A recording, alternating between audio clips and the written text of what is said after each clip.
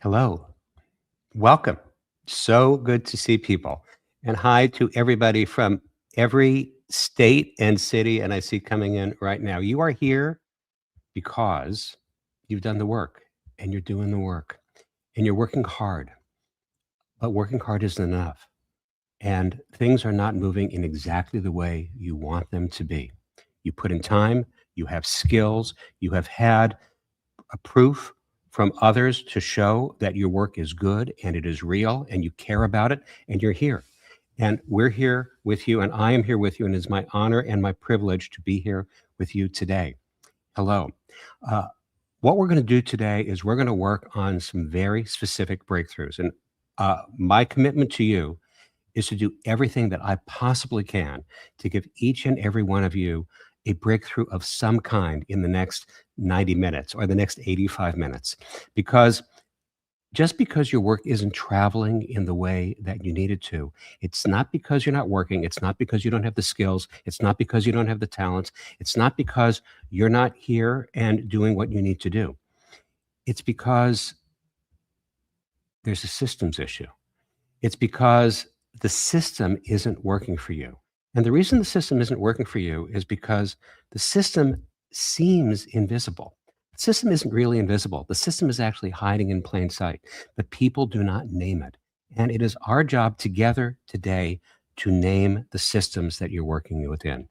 My job in all of my life has been to find and to name the systems that people are working within and to help to translate those systems for people, whether people who are creatives in more corporate systems, whether corporate people inside their own governmental and hierarchical systems, and inside creative communities from system to system, from person to person, because everybody has a somewhat different language and a somewhat different system, but the systems are there. And once you know what the systems are, and once you can see them, you're going to be able to see what succeeds and why, what stalls and why, what spreads and why, and how you can make things travel, how you can make things spread. So it's not about working more, it's not about working harder. It is about working in a way that understand the systems in a way that make perfect sense. So here we go. I've got an amazing team here helping us do this today. And behind the scenes, Atanas is here. So Atanas, would you be kind enough just to put up for a minute? I just want to show everybody our agenda today because we made a little agenda for what we're going to do and how we're going to do it today. So here's what we're going to do today in the next 85 minutes or less. We're going to talk about the systems. We're going to reveal some of the systems. We're going to do a live audit. There are a few of you who have in your emails back and forth have said, I'd love to come on live and do a live audit. So we're going to do some live audits with a couple of people. And then I'm going to give you some AI prompts that I have specially curated. So you can, where you are, just with your phone, do some specially curated AI prompts. And we're going to bounce back and forth with them because, AI is actually a great tool if you use it well, and we're going to show you how to use it properly so it can actually give you some great feedback, and then we work with the feedback together. We're going to check in with you along the way to see what breakthroughs that you may be having, large and small. There's a very special offer for people who are writers, which I'm so excited to tell you about because it is a huge and financially very generous offer. And we're going to get to that just a little bit later. We're going to do some more some more live audits. I'm going to walk with you about how you can go deeper. And then there are going to be some bonuses about how you can keep your work going, including towards the end, I'm going to talk to you about a live Q&A that I'll be doing in a different format. I think I'll be using Zoom so we can all see each other and we can really interact in a more powerful and vocal way with each other. And we'll get to that towards the end. But for now, thank you so much, Atnas. We can lose the agenda screen, but that's where we're going. So you all have a roadmap of where we're going to go. And let's just sort of like set the table.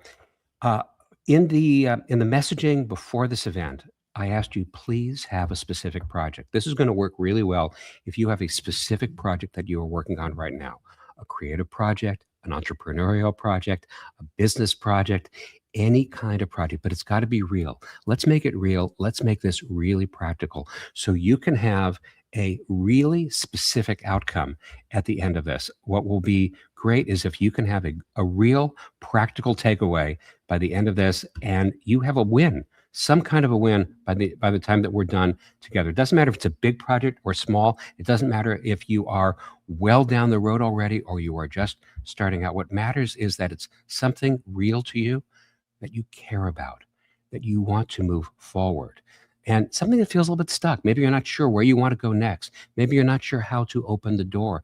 Maybe it looks like there is a fork in the road and you're not sure which fork you want to take. We're going to find a way to make those decisions and open those doors for you, something where a shift in understanding will change everything. And we're not talking theory. That's why I'm asking you to have a project. So if you didn't come to this with a project already, take a few minutes. Hi, TikTok. Take a few minutes and think about what the project's going to be so we can actually work on it together. And again, at the end of our time together today, in the next 80 minutes or so, I will be able to share with you some things that you can take away with you, some worksheets, some specific AI prompts, some practical systems that you can return to. In the middle of this, I'm going to share that very special offer for writers. I'm not going to send out the worksheets now because I really don't want people burrowing down and looking at worksheets and trying to like be A+ students and get ahead. That's not what this is. We're going to do it all together. We're going to do it as a group. We're going to be able to share things. Feel free to please to be here in chat. And to everybody who's attending, hi. It's good to see everybody. I'm glad that you're all here.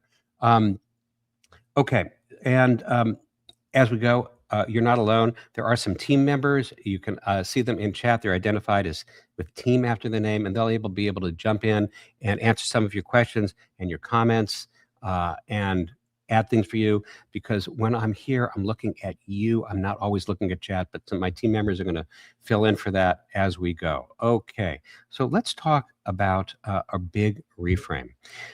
You have been taught that effort creates results, that you just got to work harder, put in more hours, work 24/7, just keep upskilling yourself over and over and over again, stay consistent. You're doing that already, but it's not giving you the level of traction that you want.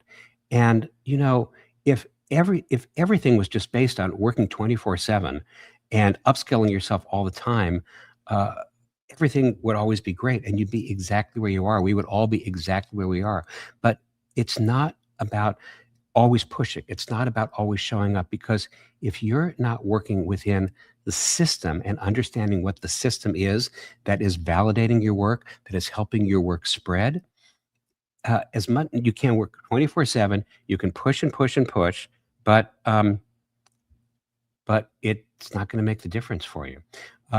So let's get into how this is really going to work. There are some foundational questions that you need to ask yourself, and we're going to start to go into these together. But here are the foundational questions. I'm just going to share these with you. What's the core idea of the project you're working on? What is really the core idea? And then why? Why are you doing this? Why do you care? Why is it important to you? We're going to go like deep, deep, deep, 5 or 6 whys to get to the why. Then we're going to ask the key question, which is how you bridge your work into the world. And that is, who is your audience? Who are you really trying to reach? And sometimes the end user is not the decision maker. And being able to understand the difference between these things. For example, maybe you're an actor and the end user are the people in your audience, your cinema audience, your television audience, your theater, your stage audience.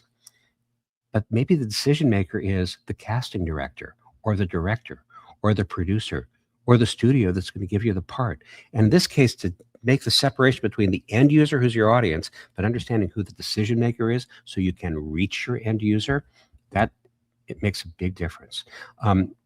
Knowing who your audience is, having evidence for who your audience is, and then being able to identify what's the barrier between you and where you want to get to your work into the world. And these are questions that don't just clarify what your project is, they actually reveal a system at work. And I want to introduce one big concept, which is which is the fifth law of culturenomics. So I've been working and really observing what's going on in the world of creative work and entrepreneurial work and how it meets its audience. And there are some laws, I call them the laws of culturenomics, where work that is really good and work that is financially sustaining meet. There are 10 laws of culturenomics. But today I'm just going to talk about one of them. It's the fifth law. And that law is to incite evangelists, there needs to be a gospel. To incite evangelists, there has to be a gospel.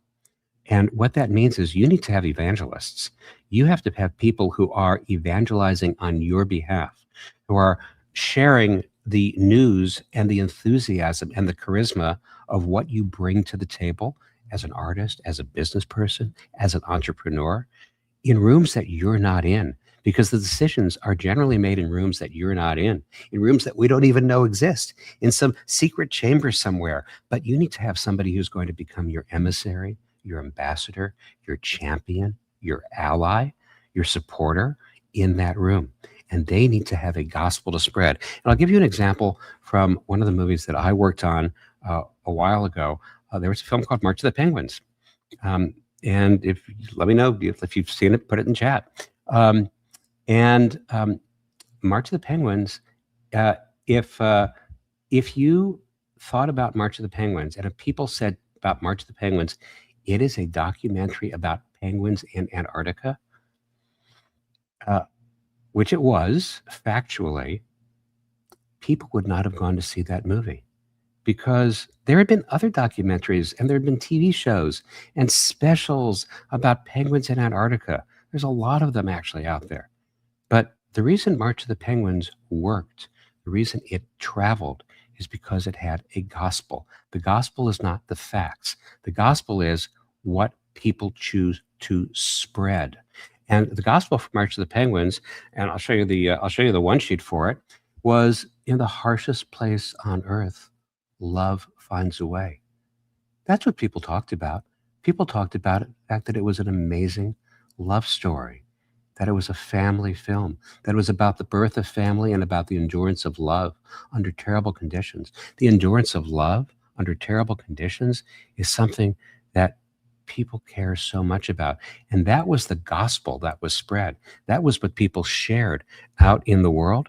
And that is the reason why, that's the reason why so many people went to see the movie. And in fact, we opened March of the Penguins. We started in 2 theaters, one in Los Angeles, one in New York, and it went on to become the highest grossing nature documentary of all time.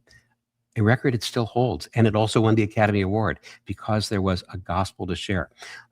So let's just start with, let's just get into this and make this really practical. One of the people who raised their hand and said, I'd love to come on live and see how we do this together, is Xavier Chappell. And Xavier, there you are. Hi, how are Hi, you? How are you? Good. Good to see you. So great to see you. Okay, so you probably recognize this face. You know Xavier from Schitt's Creek, from Umbrella Academy, from Murdoch Mysteries, from Jupiter's Legacy. And Xavier, your work is so good.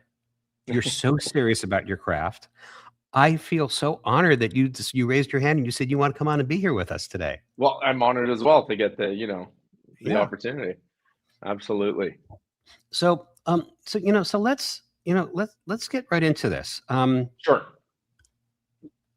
You're working. Yeah. You're working, but maybe you're not working enough. Maybe you're not working on all the things you want to work on. Maybe you're not. So let's talk about where it feels a little bit stuck for you, and let's see if we can look at it together and see what we can do with that. Absolutely. Yeah. So Yeah. tell us about it. Sure.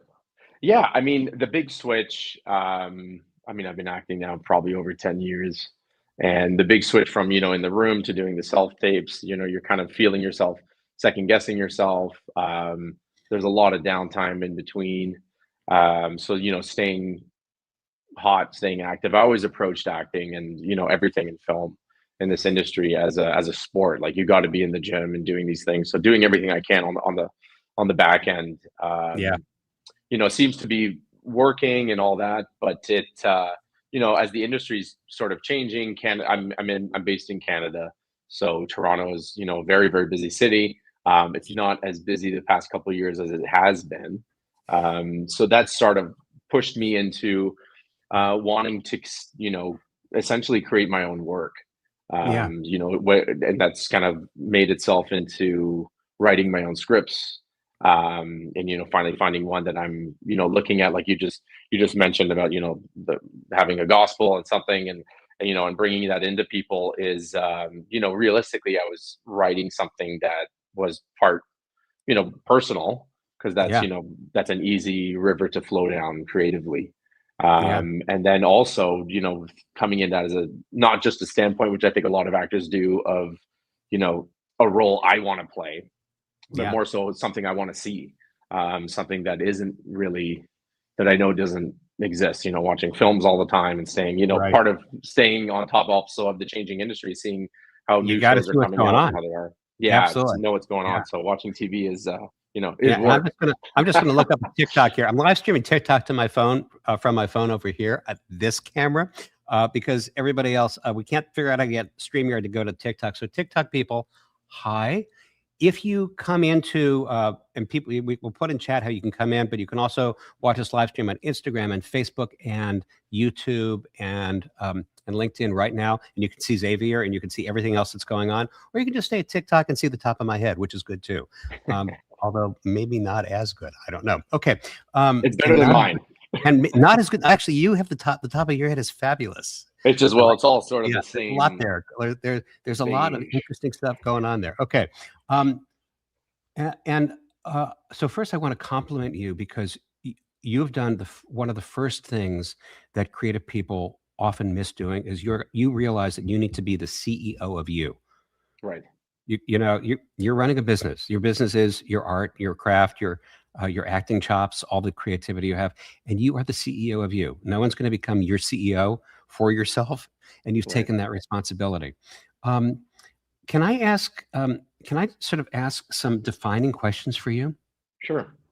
Um, when people see your performances, what is the emotional experience people have when they see you, when they experience your performance? Um, I hope whatever is on the page that I'm trying to convey, but doing a good job that way. But I don't know. Never really thought of that. So just so this is so one of the things that we and there's a ton of science on this. It's really interesting because you're yes, to a certain extent as an actor, your job is to go on auditions, and Right. then you go on auditions, and then you get cast, and that pays for you to go on more auditions at Right. a certain level. That's actually the business model of being an actor. But what you really want to do is you want to get cast, and you want to get cast in these really great, juicy roles, and you've got to and you've chosen to be entrepreneurial, to write your own material, and to show some things that you can do. Um, and to get cast, to get any decision made, being cast is just a decision. It's Right. just like just a decision. And the thing is that uh, just as in, this is also the hardest thing for all creative people, that at a certain point, we make something beautiful, right? I just wrote a book. I think it's beautiful, but then we're going to Right. go sell the book. You're an artist. You make something beautiful, but then you have to go sell your art. And you move across that bridge from being, oh, this is gorgeous, beautiful thing that you made, across the bridge to we become a commodity, Right. right? My writing, like I wrote a book, but now it's just a commodity. It's another book on the shelf. Right. I'm a farmer. I grew oranges, and now they're just oranges at the grocery store. Even though I put a lot of love into those oranges. So the bridge from the art to how the art is received, but people buy. They don't buy just as in the uh, regular business world. We don't buy products. We buy solutions. Also true in the art world. We make decisions because of solutions. So when you got cast in whatever you were last cast in, it was because you were the solution to the problem that the film or the TV show was having. You were Right. the you're the solution. So, and people make solutions decisions actually at an emotional level before they make it at an intellectual level. And I've done this. I've actually been in a lot of situations where the script called for, I don't know, like a tall 60-year-old white man, and we had a bunch of auditions, and we said, you know what? What if it was a 35-year-old African American woman who's 5'2", and she would just be so much better because the emotional connection was so good. And you made a choice. Um, you just make a choice that because emotionally it solves a problem that you didn't even know that you had, but it's just a brilliant solution. So the reason I asked the question of you, and this is just for defining things for what you're doing, um, to define at what's the emotional experience people have when they experience your work, and to think about how you're designing what you're doing, and writing the scripts that you're writing, not just for the general audience, for those decision makers, because the decision maker is Right. not the end user. The end user is the audience in the theater on who's on the other side of the screen. And then the decision maker is that casting director, the director, the producer. And to think about what do they want to feel in the first 10 seconds of experiencing your work? What do they need to feel? So they just say, uh, we've got to have this guy do this. Right. And now I'm going to take you back to what I was talking to you about a minute ago about March of the Penguins and the gospel, because like the fact is, here's Xavier. He's an actor. He's this old. He's this height. He has this credit. He has these credits. Those are the facts, right? We look at Right. that's your resume. That's your He's got this IMDb profile. hairline. Right. You got the hairline. Um, but what's the gospel about you? Right. How could we find the gospel of you? And is that a frame that you ever thought of before? And how would you I've how started might you strike that? Yeah, I've started to now because, when you start out, you're just kind of taking whatever comes. Then you do start to find, especially in a town like Toronto, there's a few unbelievable casting directors that have, kept calling me in, and they start to, Yeah, okay, kind of see you progress. And then, it's not a matter of being pigeonholed, but you are the right emotion for these types of roles. So then you're very quickly, and they can be the person in the room making those calls for you. So yeah, um, I think as my career has kind of gone on now, I've thought more and more about that of um, really building upon what's existing now, what's existing with my work, what is working, yeah, and kind of new things I'm finding, even with continuing to train and continuing to explore new scripts and new projects. yeah, Just finding that and and building upon that. So now I'm starting to now yeah. really And one of understand the that more and problems more. for you and all performers is that your auditions, your meetings with people are like this, Right. right? We're not in a room with Yeah. people, right? Yeah. So we get like 1% of the energy on a Yeah. on a Zoom screen, like on a Teams call, et cetera, on this, than we do if we were all actually in a room together. And um, how do we deal with that? Because they can't feel you. They can't shake your hand, feel the warmth of a hug, see the light in your eyes. All they see is what's in this frame. Right. You got to make self tapes. Um, so, could I toss a suggestion to you? Absolutely. Would that be okay? 100%. Okay. So, without in any way diminishing the idea of what you're doing in terms of writing your own scripts and writing your own materials, which are going to be full length pieces, either a full length TV show or pilot, a full length film, which is a big writing commitment. And Right. then, okay, now we got to go get a few $1 million to get it made. It's like, like I've had the pleasure and the privilege of making a lot of movies, and I still think it's impossible to get a movie made. I think it's like an Right. act of God when it happens, because It really is. it's like divine finger came down Yeah. and made a miracle. It said, yes, the movie will get made. Um, what if you thought about creating something that could be transmitted intimately with the casting directors, producers, directors that you're seeking to meet. So instead of writing a 90-minute movie or a 30-minute pilot, you wrote a 2 or 3 minute casting director only reel that the intended audience was only 12 people. Right. That was very intimate. It's just for Right. you. I just made this for you. And it's not, there's not even a role. You're Right. not even trying to audition for any particular part. But this is the gospel of Xavier. This is what Xavier shows up with. And you show your charm, your humor, your good looks, your great smile, your physicality as an actor. So you get out of this box. Right. Um, and just like, but you make it and it's very intimate and it's not publicly released. And Right. you share it in a very private way.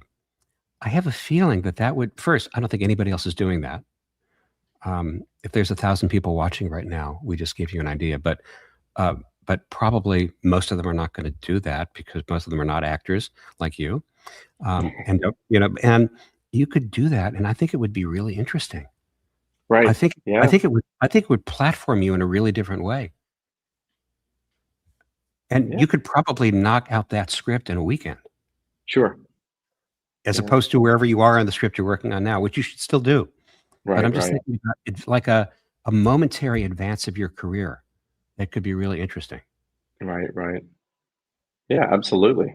Yeah, it's a Would you very think interesting about idea. that? 100%. Yeah, that's very Okay, interesting because it is, like you touched on too, just not being in the rooms, they can't really feel those walking in. And like I mentioned, it is a rather small community in throughout right, Canada for film, and so they, get right. to see you. You've been obviously to the gym or something, and they're like, oh, you know what? Yeah, There is something else. There's 4 or 5 other roles all of a sudden crossing their minds just from the way you walked into the room. So that right. is, I miss the room so much, but it's Yeah. that is a reality that we're living with now. So, something like And that you would be and absolutely this will probably fantastic. get you into the live room. Yeah, sure, there Right? you are. Yeah, The self tapes happen, and then the live room closes the deal. You got to get into yeah, there to close the deal. But this is, I'm going to go on to something else. So I'm really grateful to you for being here with us. yeah. Well, Thank thank you you. very much. Stick around. We're going to be doing a bunch more things. So stick around with Absolutely. us. Xavier, thank you very much. Everybody in the audience, give flowers to Xavier. Wherever you are, give him a round of applause. But this is one of the things that is also true for so many people trying to get jobs, because I know a lot of people are looking for some kind of a gig or a job. Most of the time, jobs are not advertised. Most of the time, jobs are created for somebody that we want to work with. So, whether you are an actor like Xavier, who is entrepreneurially thinking about how do I go figure out jobs that I don't even know about yet that I could go get, roles that I would love to be in that have not yet been even put up on the breakdowns, or just some kind of a gig, the more you make connections and you just are more places and more times and you find ways to be intimate in connecting with people, um, you're going to find those opportunities come to you because people will say, and I'll just Xavier, I'm just going to use you as an example. Wow, I didn't know that Xavier was like that. I'd love to have him in my next movie, and that's just going to start to happen. And now for everybody who's watching, I think it's time that we turn this to you. So we're going to do some breakthrough experiences, and since I can't be individually live with everybody in this forum, we're going to do that in a few weeks. But in this forum, you can use we're going to use some AI prompts, and um, it's going to give you a way to think about what you're doing differently that you can apply to your work in real time. You can use any AI that you use. You use ChatGPT or Gemini or Claude or whatever you like to use. And I'm going to give you a prompt. I'm going to put it on the screen, and I'm going to ask team members put it on chat. Okay, there it is. This is the prompt. You can and these AIs are really good. You could actually take a screenshot and say read this, and the AI will read it for you. And here's how you do it. Uh, you take the prompt and you put this prompt into your favorite AI, and then you either talk or paste in your project. You just put in a sentence, or if you have it written, you could put in a paragraph, maybe a description, a one sheet, and you ask it to analyze it in 3 steps. Who is this really for? Why would that person care emotionally? And what would make them tell someone else about it? That's the gospel that they would have to share. And then the next thing is what's missing or unclear that would prevent it from spreading. And when you do this, you're going to find that it's going to help you understand what these questions are doing. They're not improving your idea, and because AI is not good at having ideas. AI is really good at coming up with ideas that other people already had, but it is actually good at helping you understand the systems that you move through. It's good telling you where your project might get situated. It's really good at identifying markets and audiences if you ask it to be smart about that, and where there is some emotional energy. It's good to help you understand where something can travel. And it's good to tell you if there's something that's missing that you could fix. So don't overthink it. Just run through it. Let's just try it. And while you're trying that, we have the first big kind of great thing. There is a really special opportunity for people who are creative writers. And as you may know, for the past couple of years, I have led a writer's retreat in Greece at Rosemary's House. And Angelica, are you here? Let's see. I There's am Angelica. here. Thrilled to be here. Hey, Angelica, how are you?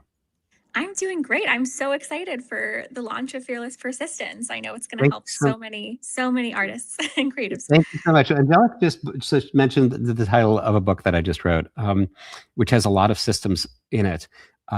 And Rosemary's House is a very important place for me and this book, because 2 years ago, the first time that Angelica invited me to mentor a group of writers, I was sitting in the room with these writers who were diverse in every way, including what they were writing. There were people who were writing theater pieces and screenplays and novels and memoirs and nonfiction journalism.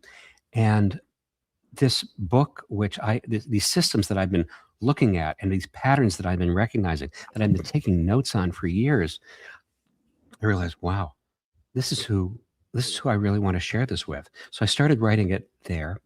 And then last year when I was there, I finished it. So it was a very spiritually special place for me.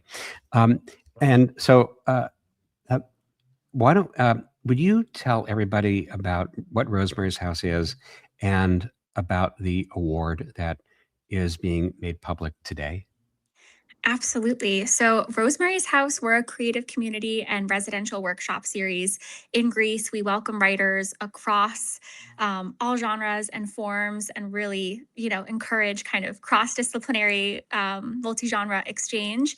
And this year, in honor of Fearless Persistence and Adam's fantastic mentorship, we're so excited to have him back for a 3rd season in a row. We are offering the Fearless Persistence Award, and that will be a full scholarship for a writer of any genre or form, all housing, workshop, community activities is all included in it. And that will take place in Northern Greece from May 23rd through 30th.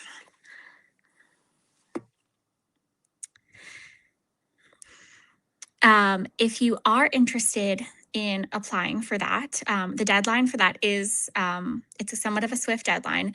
You probably already have something that you have been really interested in having workshopped and explored. Again, that can be a writing piece of it can be something for screen, it can be prose, it can be poetry. We're really open to whatever genre. And if you are awarded the scholarship, you will be participating in Adam's residential workshop. The application date is April 25th. And if you do want to apply, we're going to put up a QR code. The information will also be sent out after this presentation as well, and you'll be able to submit an application there. So we hope to read your submission and hope to see you in Greece at Adam's workshop. Yeah. And Angelica, thank you. So let me just talk to everybody for a minute. And TikTok people, if you're a writer, get in on this because it's amazing. So like get in here into the live stream, or make sure that you somehow have registered and signed up so we can make sure that you get the QR code and you sign up, because the deadline is in 3.5 days, which means you've already written what you need. The submission is submit 10 pages. Yes. And Angelica's team of experienced writers look and they evaluate and they curate the group so well. Everybody is a serious writer committed to their craft. So you will be with colleague fellow writers and it's a really beautiful energy. And just again, you got to get yourself to Greece. You fly into Thessaloniki. That's all you have to do. All you got to do. You get off the planet in Thessaloniki. There are great people. You have all of your cousins, and they come and they pick you My up. cousins will pick you up. They put you in a van and they put the seatbelt on and they drive you up to Halkidiki, which is about an hour north of Thessaloniki. There's a place to stay. You look at the Aegean. They're We'll feed you wonderful food. Yeah. Great people. We do our group meetings in most mornings for a couple of hours, and then you have a lot of time to write. And you're really giving yourself a great investment in yourself. So I wish you all of that. And I've just seen maybe that some links may be not clickable. Don't worry. If you're not getting clickable links, we're going to send them around afterwards by message and email to everybody. So don't worry. You're going to get everything. We'll make sure that everybody's taken care of. And I hope that there is someone here who has those 10 pages and you're ready to apply. So come on in. The water is fine. And Angelica, thank you so much. I'm so honored that the award has been made and named after Fearless Persistence, which embodies what all creative people need to do and be in our work. And for your support and the support of Rosemary's House, eternally grateful. Thank you so much. Likewise. Okay, it's great. Thank you so much. Okay, we just said that was like a fast goodbye for Angelica, but I think Angelica's still here and watching. So thank you very much. So what I'd love to do, and Xavier, thank you for saying that everybody's amazing. I agree. Everybody is amazing. So grateful to everybody who's here. And I'm just looking at some comments. So if there are, and Nicole, you were at Rosemary's House, and you just said it changed the game for you as a writer. It will change the game for you as a writer. People, it's literally a life-changing experience. So give yourself that gift. And let's just so I'm curious. Let's just put up that AI prompt one more time so people can see it, because I'm going to refer to it in a second. I am curious to know. Put into chat, and moderators, team members, if you're in other platforms that I'm not looking at, because right now I'm only looking at StreamYard, you can put into chat anything that somebody might say. I'm curious to know if that prompt gave you, what your response was. If you got some results from it that are useful for you, let me know. And Atanas, can we just put up that prompt one more time so people see what we're talking about? There we go. That was it. So did you try it? Did it give you some results? Did you find it accurate? Was it incomplete? Was it missing something? Let me know. If you could put something in chat, that would be great. And because I'm really curious what your responses were for it. What we find, here's the thing. AI will it will give you a reasonable answer based on what you give it. It can't invent clarity for what you are not clear on. So one of the things that it may have done is surface some lack of clarity that you can work with. And anybody, let me know if there's anything that you want to put into chat, which I can respond to. And otherwise, I'm just going to keep on going here. Okay, let's take that down. We will also send a AI prompt sheet for everybody who's watching this afterwards. And again, I'm seeing some crosstalk that some of the links may not be clicking in exactly the right way. Don't worry, we're going to get all those links to you so you can have everything that you need. There's a couple of other people who raised their hand to come on live with us, and our are Yi-Chan and Kelly in our green room. Okay, fabulous. Okay, I'm so excited. Okay, I'm so excited. All right, so here, I'm just going to start. Yi-Chan, Yi-Chan, you have an amazing story. Kelly, you have an amazing story. I'm going to ask you to talk for just a second, but Kelly, you're in the Bay Area right now, right? Yes, I am. Yeah. So Kelly is an attorney, an educator, and Kelly's founded something that's called the Creative Capital Lab, which is a platform that's licensable to help creative people and institutions take cultural and intellectual value and turn it into long-term economic value. And we want to hear about that because it's really important for all of us, because we are, just like Xavier, the CEO of ourselves. Yi-Chan, it's morning in Korea, and there you are.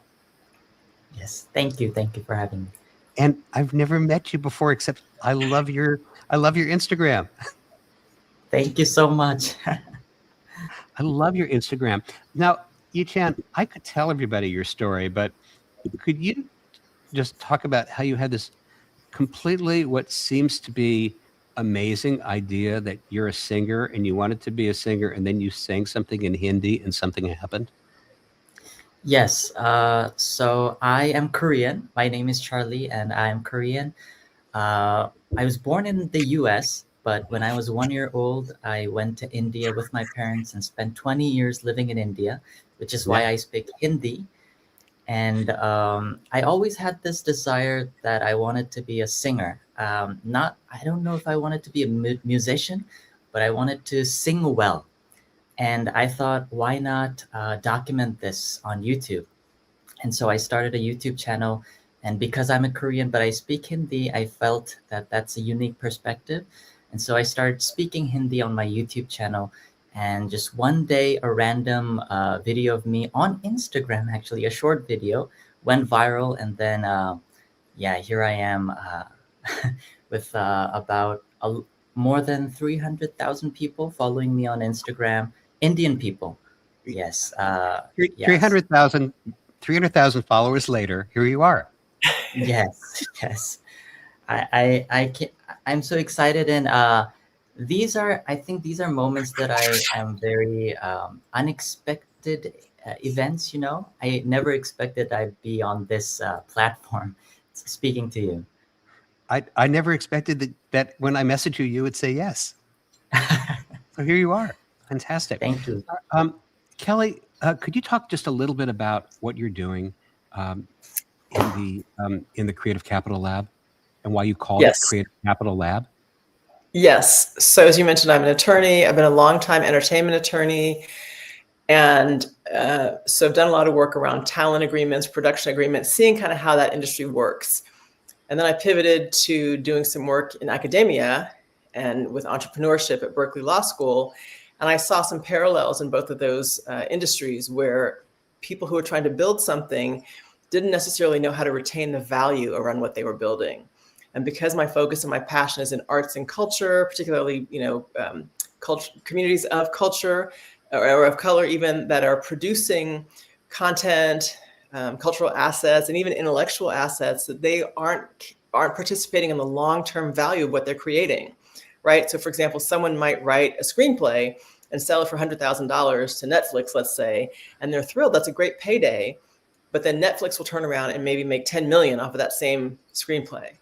And so my concern is, how do we bridge the gap? There's an obvious, chasm there between what's being created and the economic value that gets extracted over a long period of time. And so my platform, Creative Capital Lab, is a framework for institutions like educational institutions, cultural institutions, brands, corporate partners, things like that, to be able to bridge that gap and make those who are creating the culture long-term participants, ownership, licensing, revenue participation, things like that. So it's a solution for that problem. Thank you. We need that. Yes, we do. We need that. We all need that so much. All right. So let's, and I imagine that both of you, one of the reasons that both of you are here is because you're not trillionaires yet. Because, because there are still areas where you would like the world to receive what you have, more fully, to a greater extent, so the world can have greater benefit from it? And how do you move through that? How do you benefit? So um, I'm just going to ask each of you to identify a little bit, where is an area where a breakthrough of some kind, large or small, would move the needle for you, would be an advance toward what you're trying to bring to the world.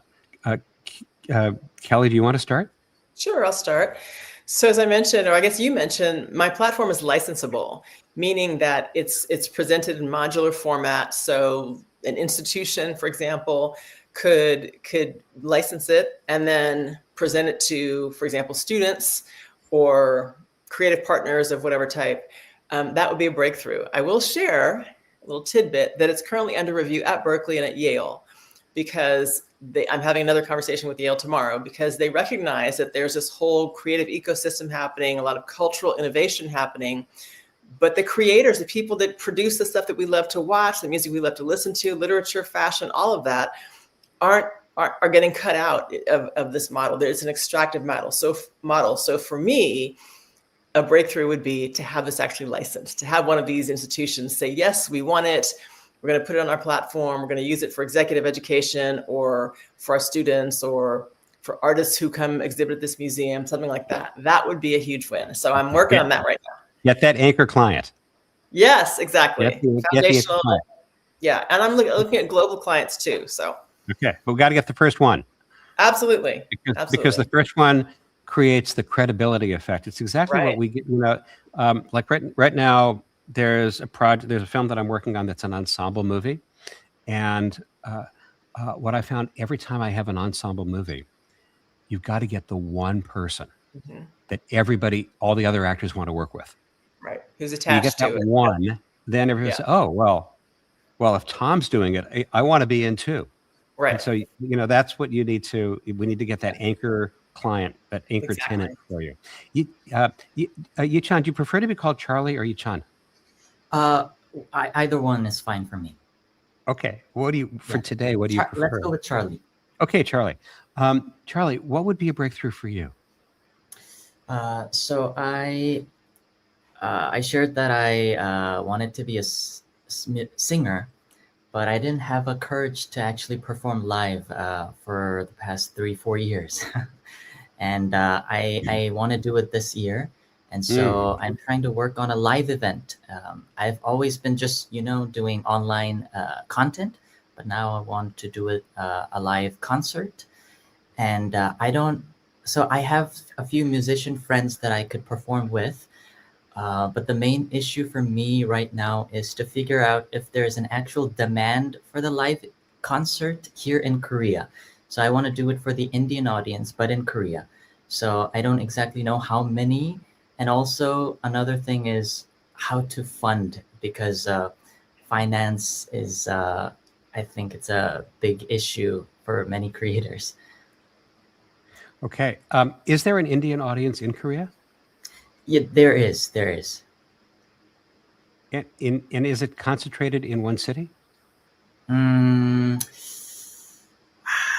That I'm not very sure, but okay. I do know that there is a good population in Seoul, where I live, the capital area. Okay, yeah. I mean, if you're doing a live event, you can scale the size of the venue to the size of the audience. So if it's a smaller community, you could have a smaller venue. If it's a larger community, you could have a larger venue. So that I think we could figure out something today that you can do on that. But Kelly, let's go back to you for just a second. What is the gospel?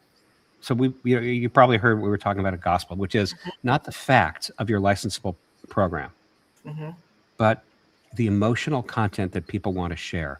And this is a really good example. What I was talking about before, that the decisions are every decision is actually a committee decision, and we are never in the committee room. Right. We don't even know who's in the committee. Right. But what we have one entry point, one human who has somehow connected with us. That person's going to be in the committee room. That person may not even tell us who else is on the committee or when the committee meets, but that person has to become our evangelist in the committee room. And people don't remember very much. and there's so much information being thrown at people. Yichan, Charlie, this is going to be the same for you, because this is going to be how the word spreads about your concert, what they're going to tell people. So what gospel have you been able to provide with your sponsor ally at Yale or Berkeley or any other place that might license your platform? Do you think you have that gospel at this point? I think it can be tightened. Okay. But what I have focused on so far is being able to give them language to identify the problems. So like I've said, there's a gap between what's created, cultural assets, we'll call them, and economic participation, right? Value capture. Mm-hmm. So giving them language to identify that, and then saying, here's a solution. My lab is the solution. Here's the framework, and here's how it works and all that.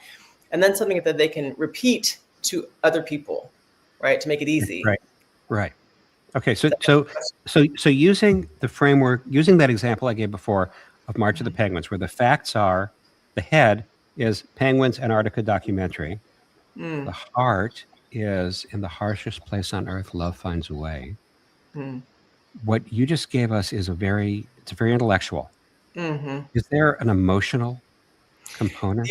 The emotional part, I think, is really goes to reputation, right? Because nobody wants to be seen as extractive. We're just taking the value from students. We're taking your tuition and putting you out there, but you can't really have a sustainable career.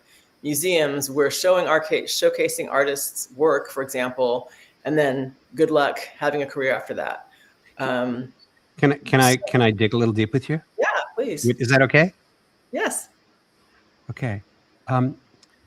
Why does creative ownership matter to human lives?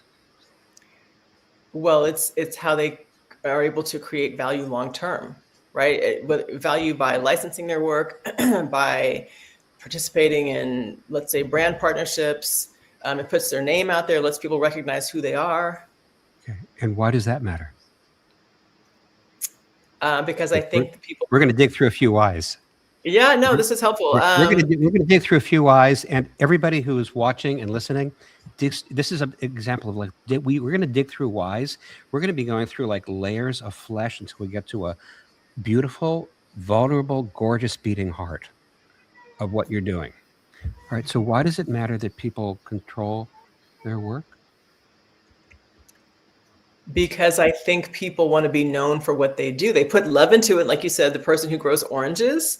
Okay. Or you've written a book, right? If your book is just on the shelf and nobody knew that it came from you, at the very essence of it, that would hurt your feelings, right? You would want people to know that you are the one who created this, and the idea should be attributed to you. So there's a level of dignity. Yes. There's dignity involved. Mm-hmm. And why is that control and dignity important? Why is it important to have that? What is that ownership? It gives the dignity, it gives the control. Why is that important? Well, I mean, historically, I think there's just been a lot of extraction from communities that have, And what happened when there was that extraction? What the communities got, in many cases, devastated, right? Demolished. Like you can say like cultural work was taken, cultural artifacts were taken, ideas have been taken, like intellectual work has been taken, and there's been no credit given, no compensation, economic compensation to those communities. So the generational wealth transferred, the righteous generational wealth transferred out of those communities into someplace else. Exactly. So now you're talking to your ambassador at a university, Yale, Harvard, California state system. Yep. How would you reframe this in that emotional way? About dignity, ownership, control, generational wealth. Well, when I'm talking to educational institutions, so I mentioned 3 different institutions, right? Educational, cultural, and like corporate types. For educational institutions, they need to be able to justify the tuition they're charging their students, right? Or even if it's executive education. Why should students pay to get a degree in something or to be able to make a beautiful film or something, right? If they can't benefit from it long term. Mm-hmm. And I think that they need to be able to substantiate the money that they're being paid to do their job. So I've taught you how to make a great film. I've taught you all about political science and why this matters. But then you leave, and then what? what do you do with it? There's no, I can't build generational wealth if I can't not just sell my film, but participate in the long-term value of my film. Let's say it gets shown on whatever platform you look at, right? Okay. Over years and years and years. I'm not getting that money. The Can studio's I getting- can I take exactly what you said and give it in slightly different language? Yes. If you don't own your work, you don't own your future. Okay.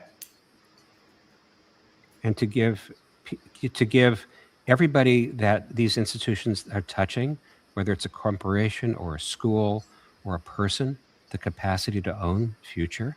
Right. That's Right. that's aspirational. Yeah. We're getting to things that are emotional. I think see, the thing is, people make even. I work in, as you may know, or as people here may not know. I work. I produce movies, and I also train a lot of people in corporate America and corporate world. I travel all over the world training people in leadership, in very, very senior leadership positions. I've worked inside every major tech company. Every one of them say we are a data-driven company, and you know how they make their decisions? Emotionally. Emotionally. Okay. And then in nanoseconds, they will go burrow down and find the data that justifies their decisions. Mm-hmm. So you've got to hit your evangelists at the emotional level. Charlie, you're going to hit your fans at the emotional level, and then they're going to buy a ticket. So we'll come back to you, Kelly, in a minute. But Okay. Charlie, let's get over to you. Okay. What are you singing K-pop songs in Hindi? Are you singing? What are you doing? Right. So the musicians that I would be performing with, they would be singing K-pop songs, but I am planning to sing in Hindi. Okay. Do you realize how much I want to see that? Oh, right really? now. Do you listen to K-pop? Yes. Wow. But I've never listened to it in Hindi. Oh yeah. Yes. That's so exciting. Yes. I'm making a movie that we actually just shot in Mumbai a little bit. So Really? Oh wow. I cross multicultures, but that's so great. And you know, for the Indian community that maybe in Seoul or just and you've already found the Indian community that is interested in the bridge to Korea. So that K-pop Hindi confluence, there's probably not a lot of people like you. Yes. Right? Yes. Like that are doing K-pop in Hindi, right? Probably. I don't think anyone is doing right now. You are it. Yeah. You are the one. Yes. You are one of one. That's fantastic. Okay. So, do you want to? So, I think there's a couple things. The first is you are offering. So here's the question: like, what are you really offering the audience? Yes, you're offering them a show, an experience, an opportunity to come into a venue to hear you sing, or to hear you sing on a screen somewhere, which you do already. But what you're really offering them is an opportunity. So you are one of one, but we already know that there's at least 300,000 of them somewhere, and we don't know how many of them are in Seoul. But what you're offering them is an opportunity to be seen. No one else is letting them be seen. That's what you do. You're giving them the opportunity to, like, they're the reason that team, I've just heard. Okay, so I've just heard that Instagram may have disconnected. So if people are on Instagram in chat, let people know that they should stay here. Okay, or they can come into one of our other streams. But so you're giving people a chance to be seen, and nobody else is representing their identity of K-pop loving Indians or Koreans who love Hindi or want to be cross-cultural. So that's kind of amazing, right? Okay, so can I? So one of the questions that you had is, how do I know how to fund this? How do I know if there's even a market for it? Yeah. Okay, so can I give you a totally crazy idea? Yes, please. Announce a show and start selling tickets. Yes. Just do it. Announce a show, start selling tickets. Find any place where you can do your show. It could be your living room. It could be a local bar. Like wherever you could do it. It doesn't matter if there are 10 seats or 100 seats. Announce the show, start selling tickets. Here's the beautiful thing about the digital universe. If nobody buys the tickets, no one's going to know. Right? You're going to be fine. If you suddenly start selling the tickets, you're going to actually be able to understand how you monetize your work, which is that's part of your value proposition. Know that you can monetize the work. I don't know what you would sell it for. It's your first show. Sell it for something that people can afford, and just see. And if you only have 10 seats, you're going to sell out fast. I think it's actually really good to keep it small, probably more than 10 seats. Maybe, but it's great to sell it out. So your first show is sold out, and it's just about proving your market at a tiny place. But you need to prove the market to your market, really to yourself. Wisdom of the crowd. Do you all agree that there's a market for what Charlie has? I actually believe there's a market so much bigger than you think there is, and I believe that it's a paying market. Because first, you've already proven it because you've got 300,000 plus followers. So we know that there's a market, and they don't have to follow you. But I believe that they will pay to see you live. And maybe there's also an additional market for you of special video content that they would pay for. That you could do that isn't just on your free feed. That is a special paid feed. This is, as you know, these are very easy and cheap to set up, or free to set up on a subscription basis. I think people will start paying you. I think you could start monetizing this next week. And I want to know what happens. And if you do that, I can't come to Seoul because I have a really crazy travel schedule. But I'll be a customer. Wow. I would love to see that. I would love to see that subscription channel. Wow. Thank you. Okay. And I'm not Korean or Hindi. Yes. But I would love it. I think it would be so much fun. Yes. And I'll bet a lot of the people who are watching this and who will watch the rebroadcast would love it too.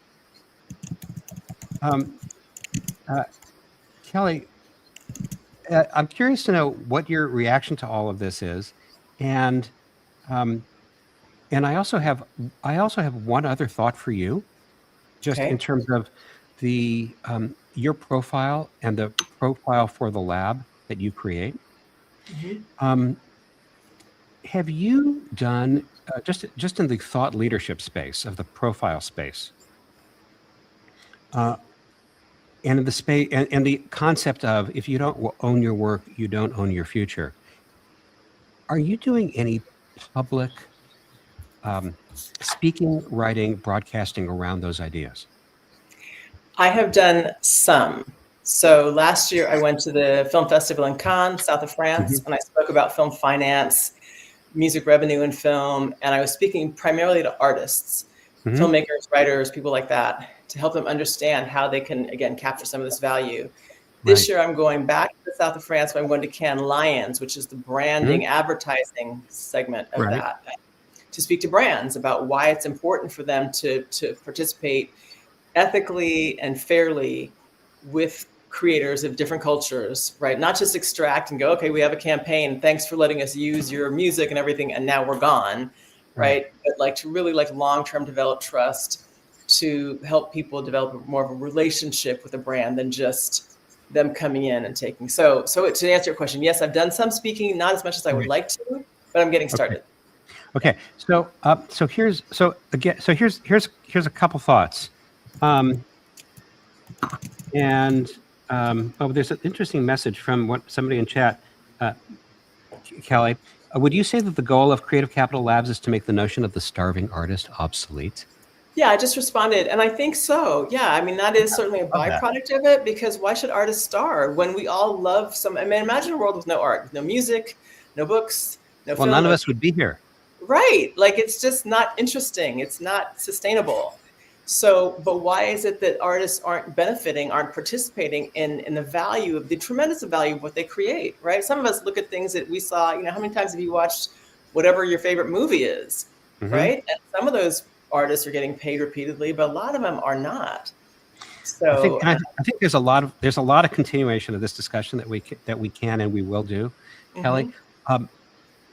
One of the things to consider is to keep pushing yourself to move this beyond just it's the right thing to do, or it's the smart thing to do, to it's the emotional heart thing to do.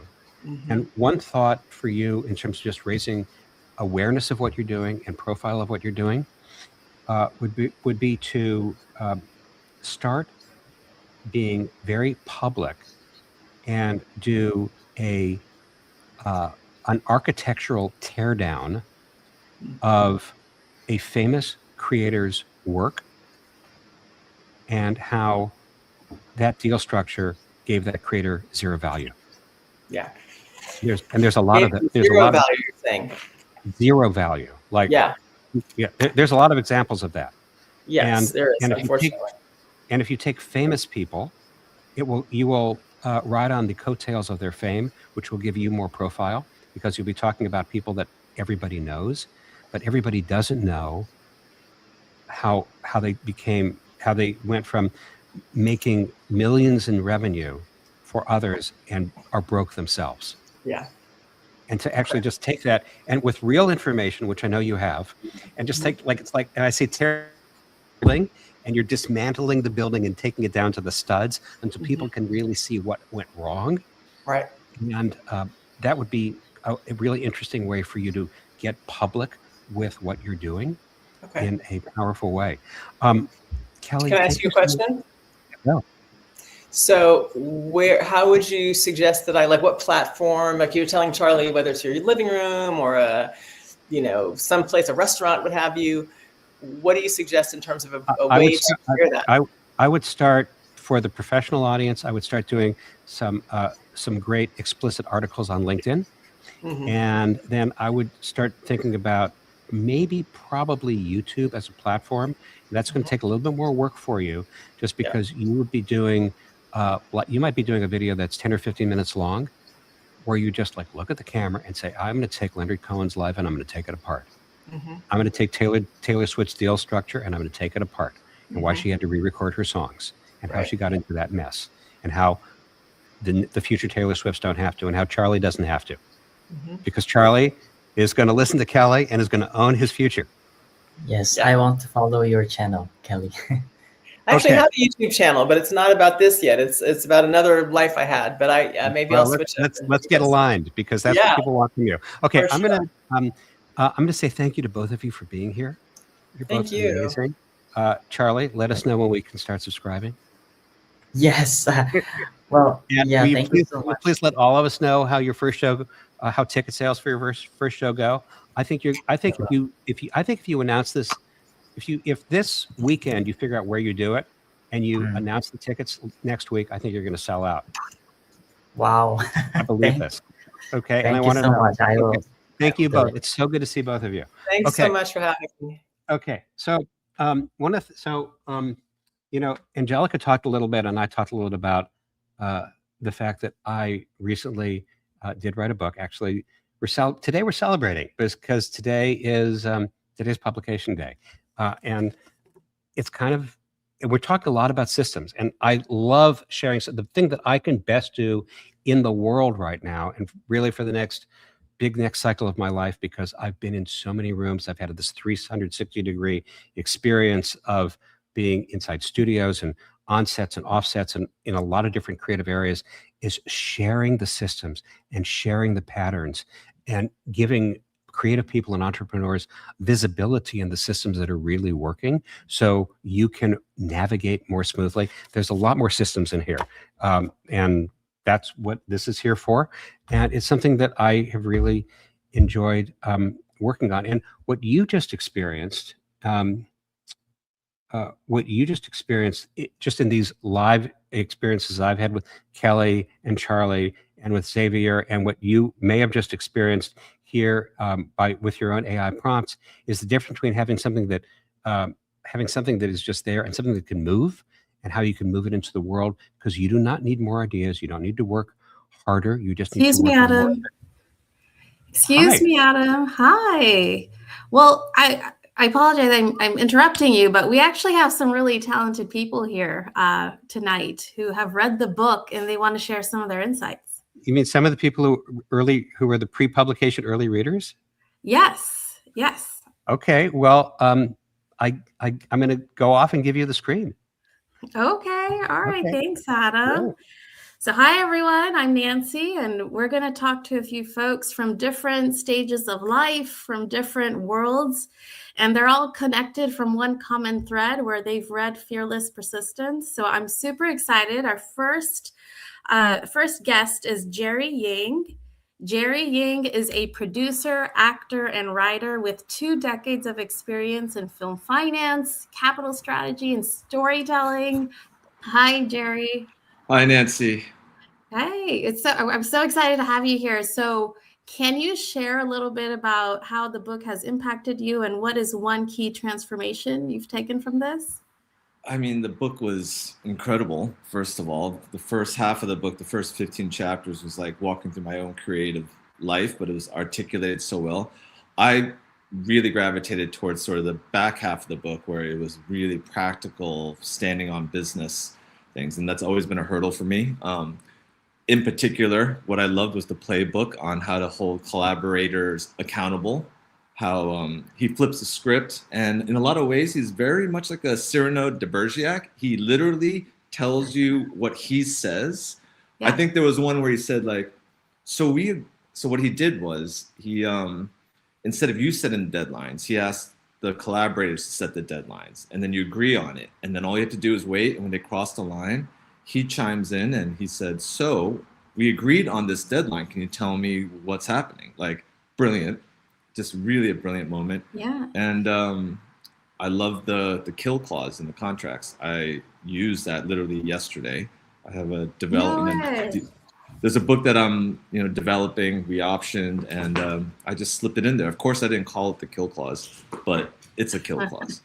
All right. Well, I mean, that's so cool that you're able to use it right away. Yep. But I think I'll read that section again. Thank you, Jerry. It's a good one on contracts and agreements. All right. Well, thank you so much. That was super helpful. So I'd like to next introduce Gloria Segura. She joins us. Hey, Gloria, are you there?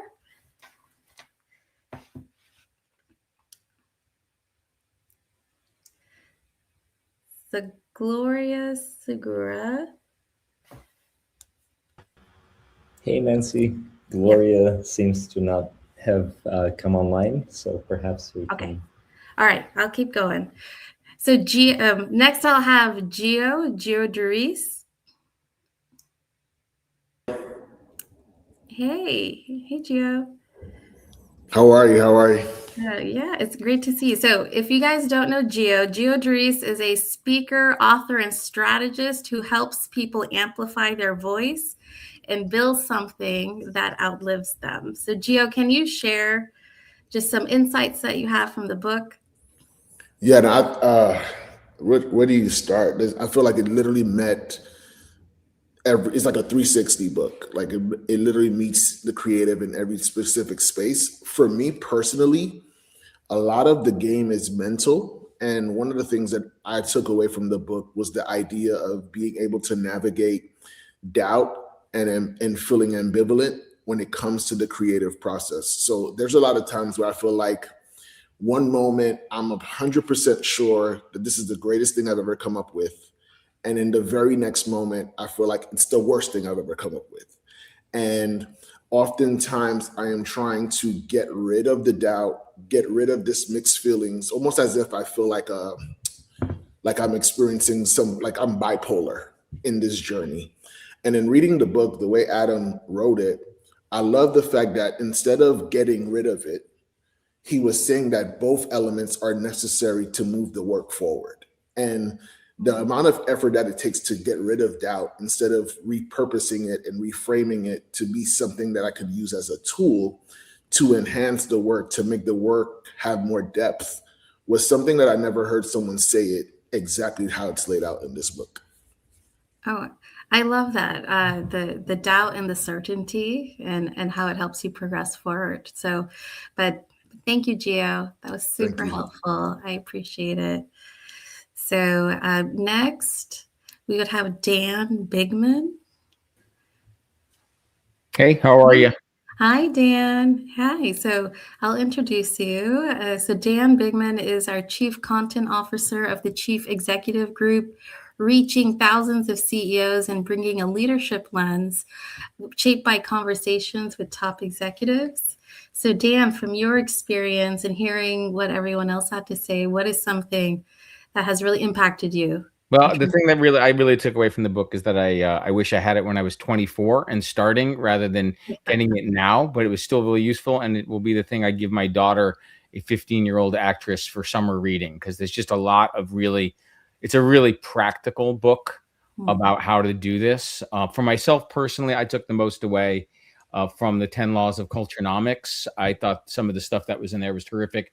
I work with a lot of CEOs, and it's what Adam was saying before. They just struggle so much with authentic storytelling, and that people don't bond to data points. I really appreciated the coaching he was doing with Kelly earlier.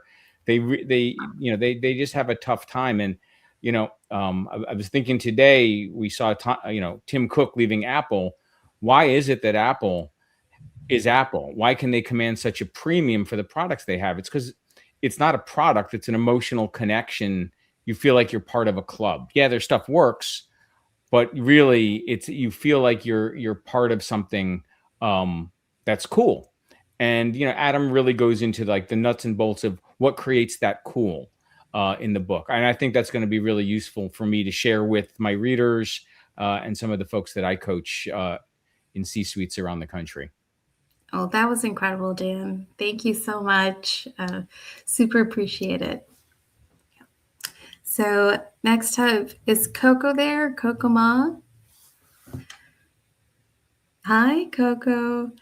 Okay, so if you don't know Coco Ma, Coco is a pianist, writer, and a published author whose discipline, artistry, and versatility reflects the persistence required to perform at a very high level. So Coco, how has the book impacted you? Thanks, Nancy. I mean, I'm so pleased to have a copy here. Actually, it's funny. Dan just said that he wishes that he had it at his journey when he was first starting, and I feel very blessed to be at that exact point. I'm 25 and just graduated, and so it is a much needed guide, I think, on pretty much everything that a creative could come across. I think in particular, I was I felt that two concepts that Adam talks about really resonated with me. One is the concept of you are your own CEO, which he mentioned earlier, and then also practicing the art of the possible, which I think is very simple but very brilliant. He actually writes, where do you want to be in 6 months, a year? Break it down into manageable steps. A creative business isn't built on talent alone. It's built on decisions.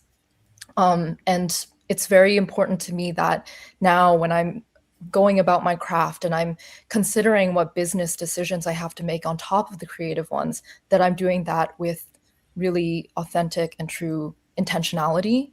And so now, instead of kind of asking myself the question of like, how do I achieve my dream project or career or life, which can definitely feel intimidating and very distant. Now I'm kind of asking myself instead, what singular action will I take today that brings me closer to that future reality? And so I'm very grateful for this book, and I think everyone should read it.